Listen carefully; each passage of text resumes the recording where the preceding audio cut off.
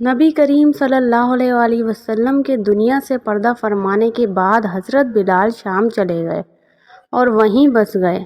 ایک عرصے بعد خواب میں نبی پاک کی زیارت ہوئی اور فرمایا، بلال ہم سے ملنا کیوں چھوڑ دیا؟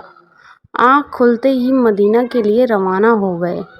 کئی دن کی مسافت کے بعد مدینہ منورہ پہنچے، مسجد میں حاضری دی اور روضہ رسول پر پہنچے، وہیں بے ہوش ہو کر گر پڑے۔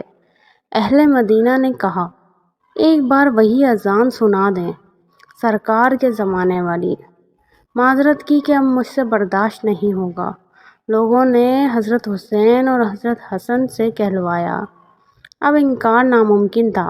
اذان شروع کی تو اہل مدینہ رو پڑے، دل قابو میں نہ رہے۔ پیارے نبی صلی اللہ علیہ وآلہ وسلم کا زمانہ تازہ ہو گیا، عورتیں بچے سب نکل آئے، غم سے نڈھال بے قرار ہچکیاں بندھ گئیں۔ جب کہا اشہد ان محمدن رسول اللہ، لوگ چیخیں مار کر رونے لگے۔ حضرت بلال کی نظر ممبر رسول پر پڑی، ممبر خالی تھا، ہمارے پیارے نبی کریم صلی اللہ علیہ وآلہ وسلم نہیں تھے۔ خالی ممبر دیکھ کر گر پڑے، بے ہوش ہو گئے، اذان مکمل نہ کر سکے، ہوش میں آئے تو اٹھے اور روتے ہوئے شام کی طرف روانہ ہو گئے۔ یا اللہ، ان جیسی محبت ہمارے دلوں میں بھی بھر دے۔